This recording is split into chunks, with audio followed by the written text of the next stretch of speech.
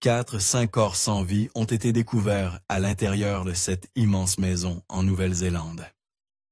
Une découverte si glaçante qu'elle est devenue l'un des cas criminels les plus étranges et coûteux que le pays ait jamais connu. Le pays ait jamais connu. Cette voix paniquée que vous venez d'entendre est celle de David Bain, le fils aîné et le seul survivant de ce qui sera bientôt appelé la Maison des Horreurs en Nouvelle-Zélande. De manière choquante, David fut plus tard accusé de 5 meurtres pour avoir prétendument tué toute sa famille. Il n'avait que 22 ans à l'époque. Si vous pensez que l'histoire s'arrête là, détrompez-vous. 19 ans plus tard, David fut libéré, et la raison pour laquelle vous laissera sans voix. C'est l'un de ces cas qui vous fait tout remettre en question, croyez-moi. Vous aurez envie de serrer les dents et de tenir bon jusqu'à la toute fin. Mais avant de plonger dans les rebondissements choquants, examinons d'abord de plus près la famille Bain, les personnes au cœur de ce mystère glaçant. Je suis à plus de 100 mètres du feu, et je ressens encore la chaleur intense des flammes. La maison a été consumée par des flammes gigantesques pendant plus d'1 heure. L'incendie était visible dans la majeure partie de la ville. Il a eu lieu 17 jours après qu'Arawa, Laniette et Stephen Cullen Bain ont été tués avec leurs parents, Robin et Margaret. En apparence, la famille Bain semblait être une famille religieuse typique. David Cullen Bain est né le 27 mars 1972, le premier enfant de Robin Bain et Margaret Cullen. Ses parents s'étaient mariés 3 ans plus tôt, en 1969, et étaient profondément ancrés dans leur foi et leurs espoirs d'une vie familiale, paisible et unie. Mais la vie en avait décidé autrement. Quand David n'avait que 2 ans, l'appel de Robin à servir comme enseignant missionnaire emmena la famille loin de chez eux.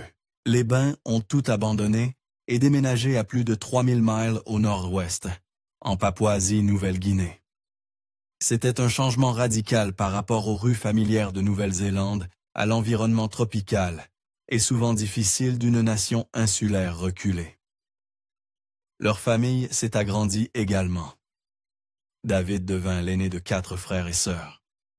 Ethan Kozea sœur avec 2 sœurs, Arawa et Laniette, nés 3 et 4 ans après lui, et un frère cadet, Stephen, arrivé 8 ans après David. À bien des égards, cela aurait dû être une période de joie et de croissance. Mais sous la surface, des fissures commençaient à se former. Alors que Robin se consacrait à son travail missionnaire, le chemin spirituel de Margaret commença à changer. Elle se passionna pour le spiritualisme New Age et l'idée de canaliser des esprits, un contraste frappant avec les valeurs religieuses traditionnelles sur lesquelles la famille avait été élevée. Margaret devint convaincue que leur famille était menacée par des forces sataniques obscures et croyait fermement qu'ils avaient besoin de protection contre ces influences maléfiques. Cette obsession créa des tensions et de la peur au sein du foyer, ajoutant une couche de mystère et de malaise qui ne fit que croître avec le temps. De plus, l'enthousiasme de Robin pour son travail missionnaire commença à s'estomper après plusieurs années. Le rêve qui avait conduit la famille en Papouasie-Nouvelle-Guinée commença à perdre de son éclat, et en 1988, 14 ans après leur déménagement, ils retournèrent en Nouvelle-Zélande. La famille s'installa dans une grande maison à Andersons Bay, une banlieue tranquille de Dunedin, sur l'île du Sud de la Nouvelle-Zélande. Cela devait être un nouveau départ, mais la vie à la maison était loin d'être paisible. En 1991, Robin prit un poste de directeur d'une petite école rurale. Sur le papier, cela semblait prometteur. Un emploi stable, une chance de reconstruire une communauté. Mais à la maison, les choses se détérioraient rapidement. En 1995, le mariage entre Robin et Margaret ne tenait plus qu'à un fil. Le couple se disputait constamment, des querelles quotidiennes qui usaient l'esprit de la famille. L'amertume de Margaret envers Robin s'était tellement intensifiée qu'elle aurait fait des commentaires glaçants sur son désir de le tuer. La tension n'était pas seulement émotionnelle, elle était palpable dans l'état de leur maison. Les visiteurs décrivaient le foyer des Bain comme une porcherie. La maison, autrefois grandiose, était devenue délabrée et négligée. Fenêtres cassées, peintures écaillées et désordre remplissaient chaque coin. Des odeurs désagréables flottaient dans l'air, témoignage de la négligence et du désarroi de la famille. Robin était rarement là pour aider. En semaine, il vivait et dormait dans une caravane près de l'école, à des kilomètres du chaos de la maison. Le week-end, au lieu de rejoindre la famille à l'intérieur, il restait dans une autre caravane garée dans le jardin. La distance émotionnelle entre les membres de la famille ne faisait que s'accroître. Pire encore, des rumeurs sombres circulaient autour de Robin. Il y avait des murmures et des accusations d'abus envers sa plus jeune fille, Laniette. Ces allégations jetaient une ombre sur la famille et deviendraient plus tard un élément clé dans l'affaire qui choqua la nation. D'un autre côté, la relation de David avec son père était tendue et conflictuelle. En revanche, il était très proche de sa mère, Margaret, et ils partageaient souvent leurs griefs contre Robin, unis dans leur frustration. À 22 ans, en 1994, David essayait de trouver sa voie. Il était étudiant en musique, avec des rêves de devenir chanteur d'opéra, un objectif ambitieux qui le distinguait du chemin classique de ses frères et sœurs. Que son talent soit à la hauteur d'une renommée internationale est sujet à débat. Mais la passion de David pour la musique était réelle. Écoutez ceci. Musique. Malgré les troubles à la maison, les 4 enfants Bain étaient impliqués dans leurs études ou leur travail. Arawa se formait pour devenir enseignante. Steven terminait le lycée et Laniette occupait un emploi à temps partiel. Cependant, le parcours de David était un peu plus compliqué. Après avoir eu du mal à s'intégrer à l'université, il avait abandonné pendant un temps et même dépendu des allocations chômage. Mais il finit par retourner à l'université pour étudier la musique classique, se soutenant en livrant des journaux tôt le matin. Un travail humble qui demandait discipline et courage. Maintenant, compte tenu de tous les détails que je vous ai donnés sur la famille Bain, leurs relations fracturées, les croyances étranges et la tension croissante, il est plus facile de comprendre à quel point cette histoire est complexe et déchirante. Les familles sont censées être un lieu de sécurité et d'amour, mais pour les Bain, rien n'était normal. En 1994, le lien entre Robin et Margaret Bain n'était pas seulement brisé, il était irréparable. Margaret était profondément convaincue que Robin était possédé par un démon qu'elle appelait Bel. Elle faisait également référence à son mari comme un fils de Bélial, l'un des 4 princes couronnés de l'enfer. Ce n'était pas une pensée passagère ou une simple peur. C'était quelque chose qu'elle écrivait à plusieurs reprises dans son journal, décrivant comment elle croyait que son mari était sous le contrôle d'un esprit maléfique. Que vous voyez cela comme une délusion ou autre chose, le fait est que cela jetait une ombre sombre sur leur maison et déchirait la famille. Les tentatives de Margaret pour débarrasser Robin de ce démon prenaient souvent la forme d'exorcismes, des rituels destinés à chasser le mal. Imaginez vivre dans une maison où votre mère pratique ces cérémonies terrifiantes sur votre propre père, tandis que ce dernier est forcé de dormir dehors dans une caravane parce qu'il a été essentiellement banni de sa propre maison. La santé mentale de Robin souffrait énormément sous cette pression. Ses collègues à l'école le décrivaient comme un homme déprimé, renfermé et à peine fonctionnel, comme une coquille vide de la personne qu'il était autrefois. Négligeant son hygiène personnelle et paraissant presque robotique, Robin semblait perdu, piégé dans une vie qui s'effondrait autour de lui. Pendant ce temps, les enfants se retrouvaient pris au milieu de cet environnement toxique. David, Arawa Laniette et Stephen avaient chacun leur propre relation compliquée avec leurs parents et entre eux, où certains enfants étaient plus proches de leur mère, d'autres de leur père.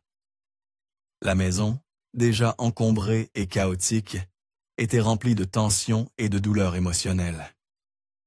Il était clair que la famille était au bord de l'effondrement. Et puis, le matin du lundi 20 juin 1995, l'impensable se produisit. À exactement 7h09 du matin, David Bain passa un appel frénétique au service d'urgence, sa voix tremblante alors qu'il prononçait les mots qui hanteraient la Nouvelle-Zélande pendant des années. « Old Dan, que se passe-t-il? Ils sont tous morts. Je n'arrive pas à croire qu'ils sont tous morts. Où sont-ils, au lit? Every Street. Every Street? 65 Every Street. Ils sont tous morts. Qui est mort? Ma famille, ils sont tous morts. Dépêchez-vous. D'accord, Every Street. C'est une rue qui part de Somersville Street. Oui. De quel numéro appelez-vous? 454. 454. 2527. 2527. Et votre nom de famille? Ben. D'accord, nous sommes en route. D'accord, monsieur Ben. Nous serons là très bientôt. Comme vous pouvez le voir, David bégayait, essayant d'expliquer ce qu'il avait trouvé dans sa propre maison. Sa mère, ses sœurs et son jeune frère étaient tous morts. Son père gisait dans le salon, une blessure par balle à la tête. Le fusil familial était sur le sol à côté de lui.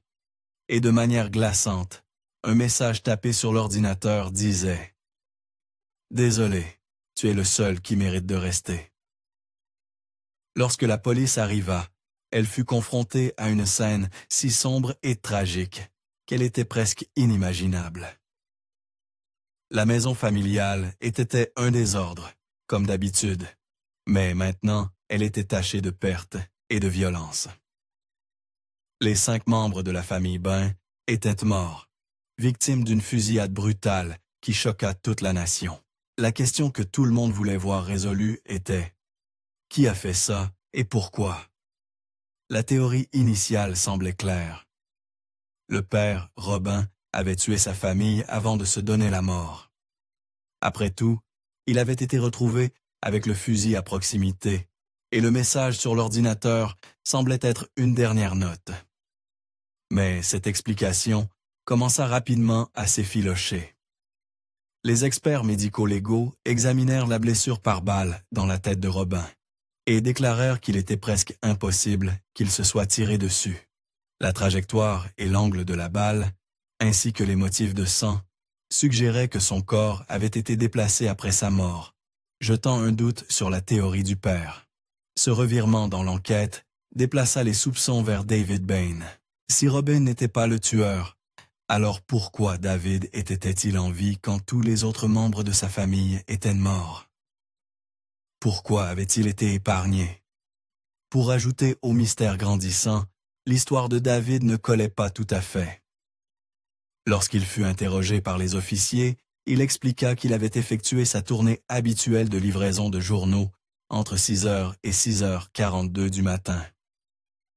Ce calendrier semblait assez simple, et un voisin confirma même à la police qu'il avait vu David entrer dans la propriété Bain vers 6h40. Mais c'est là que les choses deviennent étranges. David n'appela les secours qu'à 7h09, soit 4 minutes entières après qu'il était supposément rentré chez lui. Que s'est-il passé pendant cet intervalle?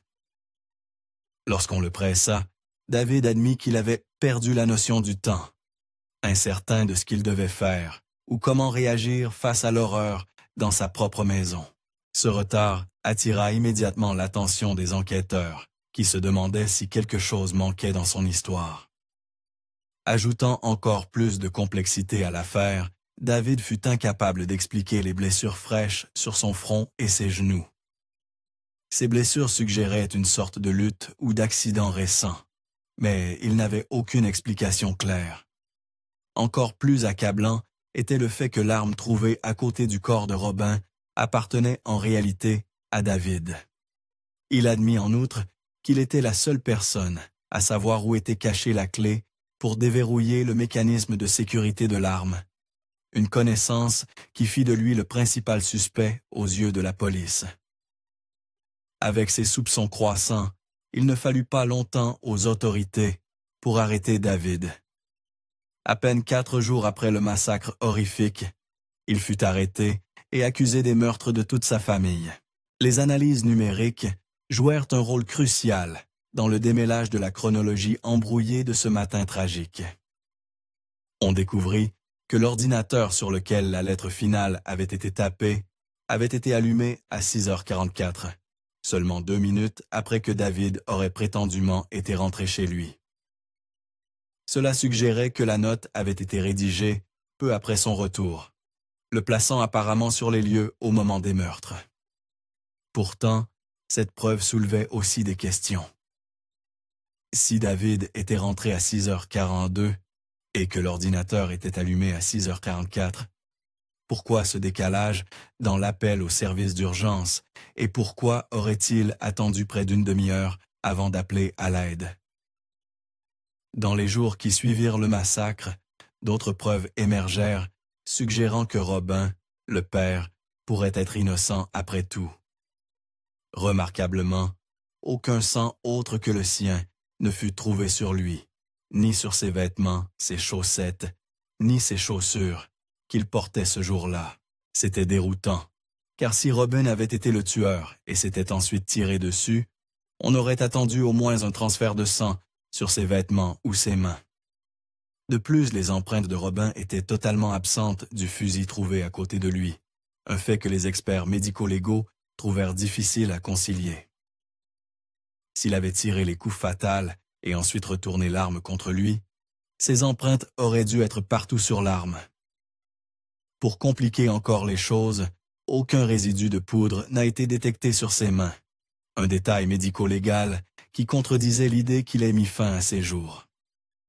Malgré toutes les preuves croissantes jetant un doute sur la culpabilité de Robin, l'enquête prit une tournure sombre juste 17 jours après les meurtres. Les proches de la famille Bain, profondément troublés par la scène macabre et préoccupés par la sécurité de la propriété, décidèrent de prendre une mesure drastique, craignant que des adolescents curieux ne s'introduisent dans la maison et ne déclenchent accidentellement un incendie. Ou pire encore, les proches demandèrent que la maison soit brûlée dans un incendie contrôlé. Cette décision fut approuvée par David Bain lui-même, qui accepta cette démarche controversée. Bien que cela puisse sembler illogique de brûler une scène de crime, la famille et les autorités voulaient éviter de nouvelles tragédies ou actes de vandalisme. En quelques minutes après que le service d'incendie eut commencé l'incendie contrôlé, la vieille maison en bois de la famille Bain fut engloutie par des flammes rugissantes. L'incendie consuma rapidement la maison, effaçant l'espace physique où une telle tragédie s'était déroulée. Je suis à plus de 100 mètres du feu, et je ressens encore la chaleur intense des flammes. La maison fut consumée par des flammes gigantesques pendant plus d'1 heure. L'incendie était visible dans la majeure partie de la ville. Il eut lieu 17 jours après qu'Arawa, Laniette et Stephen Cullen Bain furent tués, avec leurs parents Robin et Margaret. Les proches dirent qu'ils n'avaient pas brûlé la maison pour des raisons émotionnelles ou pour purifier la propriété. C'était le moyen le plus rapide de libérer le terrain pour une vente. Maintenant, la légalité de cet incendie a été remise en question par au moins un expert juridique qui a soulevé de sérieux doutes sur le respect de toutes les étapes légales appropriées. Par exemple, à qui appartenait exactement la maison à ce moment-là? Toutes les formalités ont-elles été correctement réglées avant une action aussi irréversible? Ces questions restent sans réponse. Cependant, un fiduciaire impliqué dans l'affaire a déclaré à 3 journaux nationaux que le seul membre survivant de la famille Bain et l'homme accusé des meurtres, David Cullen Bain, avait en fait accepté que la maison soit démolie par le feu. Il aurait dit qu'il ne voulait plus jamais revoir la maison. Un sentiment compréhensible, compte tenu des événements horribles qui y étaient liés. Pourtant, avec la maison désormais réduite en cendres, les enquêteurs ne pouvaient s'appuyer que sur les preuves déjà recueillies. Aucun travail médico-légal supplémentaire ne pouvait être effectué sur la scène de crime physique, car elle n'existait plus. Et franchement, je trouve la décision de brûler la maison si rapidement déroutante et, à vrai dire, insensée. Un officier travaillant sur l'affaire l'a dit clairement. Il y a beaucoup de travail à faire, et comme nous le savons tous, si vous précipitez le travail, vous le gâcherez. Il vaut mieux avancer à un rythme raisonnable. Brûler une scène de crime avant de l'avoir minutieusement investiguée risque de détruire des indices vitaux qui pourraient faire ou défaire une affaire. Comment la famille a-t-elle réussi à obtenir la permission de brûler une scène de crime si rapidement? Ou pourquoi quelqu'un a-t-il même pensé que c'était une bonne idée? Reste un mystère total. Malgré tout cela, les rouages de la justice continuèrent de tourner. Presque un an jour pour jour après le massacre, en mai 1995, le procès de David commença enfin. Les procureurs arrivèrent bien préparés et reconstituèrent minutieusement une chronologie glaçante de ce matin horrible. Selon leur version, David se réveilla à 5 heures du matin au son familier de son réveil. Après s'être habillé, il enfila une paire de gants d'opéra blanc, un choix étrange et troublant, et récupéra son fusil ainsi que les munitions dans son armoire. En utilisant une clé de rechange, il déverrouilla le mécanisme de sécurité du fusil, se préparant ainsi à ce qui deviendrait une tuerie brutale et sanglante. Le ministère public brossa un tableau terrifiant. David abattit systématiquement sa mère, puis ses 2 sœurs, et enfin son jeune frère. Au cours d'une lutte violente avec son frère Stephen, David perdit une lentille de ses lunettes et subit plusieurs blessures. Le sang des victimes s'imprégna dans les vêtements de David, un détail accablant que les procureurs soulignèrent pour prouver son implication. Tentant de couvrir ses traces, David aurait jeté les vêtements tachés de sang dans la machine à laver, lancé un cycle, pris une douche et enfilé des vêtements propres. Ces actions expliquaient les flaques de sang trouvées éparpillées dans la buanderie et la salle de bain, des endroits où personne ne s'attendrait à en trouver, à moins que quelqu'un n'essaie désespérément d'effacer des preuves. Après ce nettoyage macabre, David serait parti pour sa routine matinale habituelle, quittant la maison à 5h45 pour livrer ses journaux, comme si de rien n'était. En rentrant chez lui vers 6h42, il monta à l'étage et alluma l'ordinateur à 6h44, puis tapa un message. Ensuite, il attendit que son père, Robin, revienne. Robin avait l'habitude d'entrer dans la maison depuis sa caravane à exactement 7 heures chaque matin pour prier. Et tragiquement, ce jour-là ne fit pas exception. Les procureurs soutinrent que David se cacha derrière un rideau dans le salon, attendant silencieusement que son père s'agenouille à proximité. Au moment précis, il tira sur Robin à bout portant. Ensuite, David aurait mis en scène la scène pour faire croire que Robin s'était suicidé. Ce n'est qu'alors qu'il passa l'appel au service d'urgence, feignant le choc et le désespoir. Cet appel coïncidait avec les 24 minutes de vide que David prétendait avoir perdu, incertain de ce qu'il devait faire ensuite. Mais l'histoire de David racontait une toute autre version. Il déclara au tribunal qu'il s'était levé à son heure habituelle, s'était préparé pour sa tournée de journaux et avait quitté la maison avec son chien. En rentrant vers 6h42, il dit qu'il était allé directement dans sa chambre, avait enlevé ses chaussures et était descendu se laver les mains. Bien qu'il ait admis avoir mis ses vêtements dans la machine à laver, il nia qu'il soit taché de sang. En remontant à l'étage, il prétendit avoir remarqué des balles et le verrou de détente du fusil sur le sol. Frénétiquement, il fouilla la maison et trouva sa mère, ses sœurs et son frère, tous morts dans leur chambre. Son père était également mort, gisant dans le salon. Selon David, il perdit alors la notion du temps pendant environ 20 minutes avant de finalement appeler les services d'urgence. De plus, l'équipe de défense de David proposa une alternative choquante. Robin, le père, était en réalité le tueur.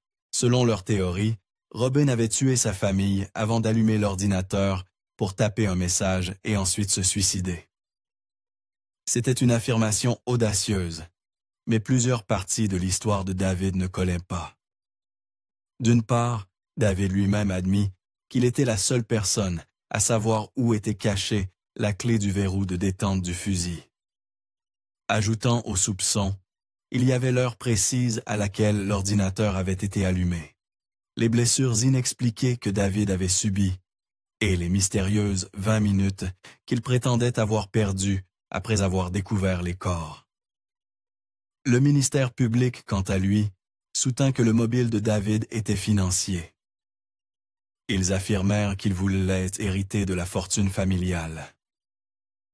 Ses parents avaient mis de côté une grosse somme d'argent destinée à une nouvelle maison.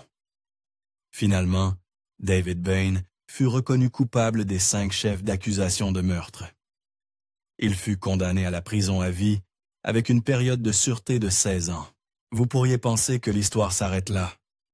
Un massacre familial horrible, un suspect évident et une sentence claire. Affaire classée, livre refermé. Mais vous auriez tort. Au fil des mois et des années qui suivirent, l'affaire de David Bain attira l'attention de nombreux observateurs. La nouvelle du massacre de la famille Bain se répandit comme une traînée de poudre à travers la nation, et l'opinion publique sur qui était vraiment à blâmer était fortement divisée.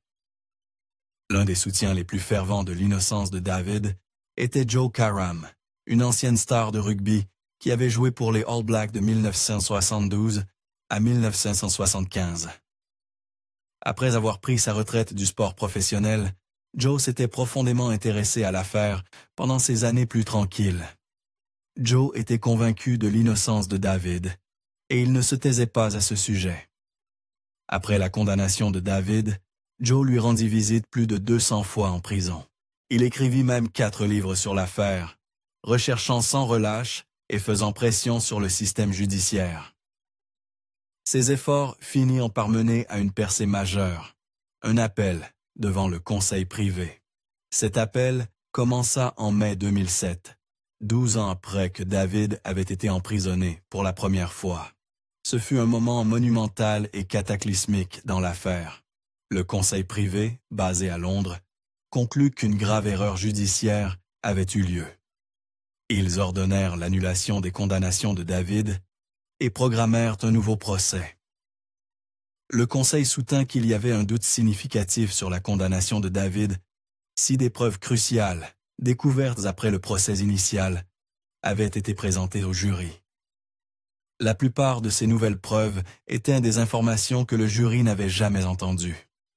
Par exemple, un témoin nommé Dean Cottle, qui était un ami de Laniette, l'une des victimes, révéla quelque chose d'explosif.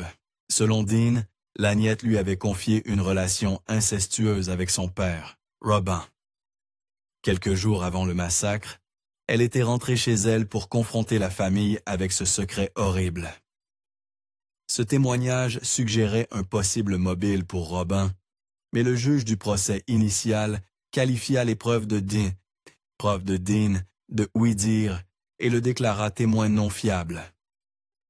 En conséquence, cette histoire cruciale fut supprimée et n'atteignit jamais le jury. Avec le temps, d'autres faits troublants émergèrent. Robin aurait publié des histoires brutales et sadiques écrites par ses élèves dans un bulletin scolaire. L'une de ces histoires impliquait même un massacre familial fictif. Il existe un document de 46 pages détaillant les nombreux manquements du premier procès, trop nombreux pour être abordés ici. Mais il dresse un tableau clair de l'injustice du procès initial. Aucune de ces informations n'était disponible pour le jury en 1995, ce qui signifiait que l'équipe de défense de David ne pouvait pas correctement orienter les soupçons vers Robin. Grâce à cela, David fut libéré sous caution et autorisé à rester hors de prison en attendant le nouveau procès. En attendant son nouveau procès, David Bain connut un bref goût de liberté qui dut lui sembler presque surréaliste après avoir passé plus d'une décennie derrière les barreaux.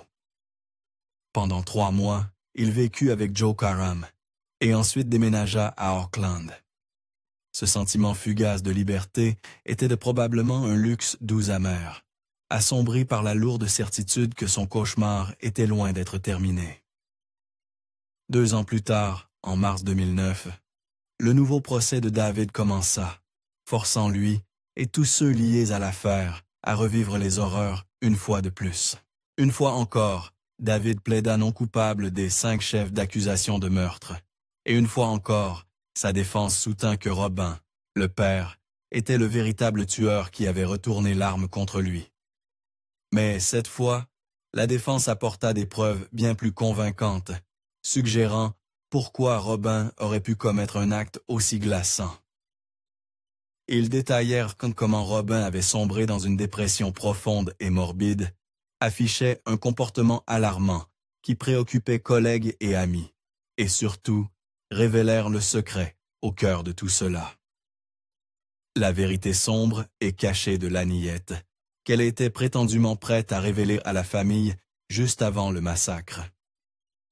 Ce secret, empreint d'horreur et de désespoir, dépeignait l'image d'un homme poussé à bout par la désespérance et la honte.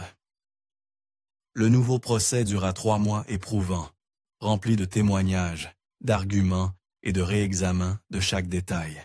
Pourtant, malgré ce processus interminable, la décision du jury fut étonnamment rapide. Moins d'1 jour après les délibérations, ils revinrent avec un verdict unanime de non-culpabilité. Après avoir passé 13 ans en prison et 2 années supplémentaires sous suspicion légale, David Bain était enfin libre. Depuis lors, il a vécu hors des murs de la prison, reconstruisant sa vie pièce par pièce. Cependant, l'affaire continue de diviser l'opinion de manière tranchée. Il y a encore de nombreux détails qui rendent difficile de croire en l'innocence de David. Ses empreintes digitales tachées de sang furent trouvées sur l'arme du crime. Des blessures fraîches apparurent sur son corps sans explication, et le sang de Stephen fut découvert sur des vêtements que David avait lavés et niait avoir tachés. Et qu'en est-il des mystérieuses 20 minutes pendant lesquelles David prétend avoir perdu la notion du temps? Comment expliquer ce vide durant une journée aussi horrible? Plus révélateur encore, les experts s'accordent largement à dire que l'angle de la blessure mortelle de Robin rendait presque impossible qu'il se soit suicidé. Alors, si Robin ne s'est pas tué lui-même, qui était responsable? Ajoutant aux soupçons, il y a le fait que David donna la permission de brûler la maison familiale, la scène même des meurtres. Pour beaucoup, cet acte seul en dit long. Même la petite amie de David à l'époque dit qu'il avait eu un pressentiment que quelque chose de terrible allait arriver peu avant les meurtres, ce qui semble trop coïncident pour être ignoré. Pourtant, de l'autre côté, il y a des raisons tout aussi convaincantes de croire que Robin pourrait être le véritable coupable. Robin était apparemment profondément malheureux dans sa vie, et si le secret de Laniet était vrai, il aurait pu être submergé par la panique et la peur. Des douilles de cartouches furent trouvées dans sa caravane, et les histoires sadiques troublantes révélées par ses collègues dépeignaient le portrait d'un homme en train de s'effondrer mentalement et émotionnellement. Cette affaire reste l'une des plus polarisantes de Nouvelle-Zélande, suscitant un débat intense sur qui a véritablement commis les meurtres. Personnellement, je suis fasciné par la complexité et j'aimerais connaître vos pensées. Pensez-vous que David était coupable? Ou croyez-vous que Robin était le responsable? Ou pourrait-il y avoir une autre explication que nous n'avons pas envisagée? Le coût financier de cette affaire fut colossal. Les contribuables ont déboursé plus de 7 millions de dollars, le nouveau procès à lui seul coûtant plus de 4 millions, ce qui en fait le procès le plus cher de l'histoire de la Nouvelle-Zélande.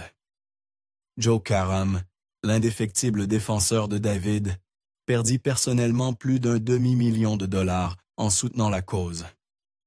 David lui-même demanda une compensation pour son emprisonnement injuste.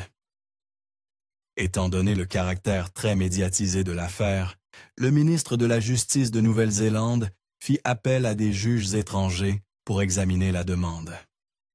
L'examen recommanda une compensation, mais les retards bureaucratiques firent que l'affaire fut ballottée entre les ministres. 6 longues années de tracasseries administratives passèrent avant que David ne reçoive finalement 925 000 $ en 2016 pour régler l'affaire. Pendant tout ce tumulte, David reconstruisit sa vie. Il trouva un emploi d'ingénieur, tomba amoureux, se maria, eut un enfant et changea légalement de nom. La rumeur dit que la famille finit par déménager en Australie, peut-être pour échapper à l'ombre pesante jetée par l'affaire. Quant à la maison familiale des Bains, il ne reste aucune trace de la propriété originale qui fut brûlée en 1994. Le site a depuis été complètement transformé en une maison moderne de 3 chambres avec jardin paysager, effaçant la mémoire physique de ce qui s'y est passé. Au fil des décennies, l'histoire du massacre de la famille Bain et toutes les preuves liées ont disparu dans un passé lointain, devenant presque une légende sombre dont on murmure mais qu'on affronte rarement, et ainsi se termine la saga, ou peut-être pas. Cette affaire nous laisse encore avec plus de questions que de réponses, et la vérité reste insaisissable. Partagez vos pensées dans les commentaires ci-dessous. Si vous êtes arrivé jusqu'ici, assurez-vous de regarder la prochaine vidéo. Je pense que vous l'apprécierez. Merci encore d'avoir regardé.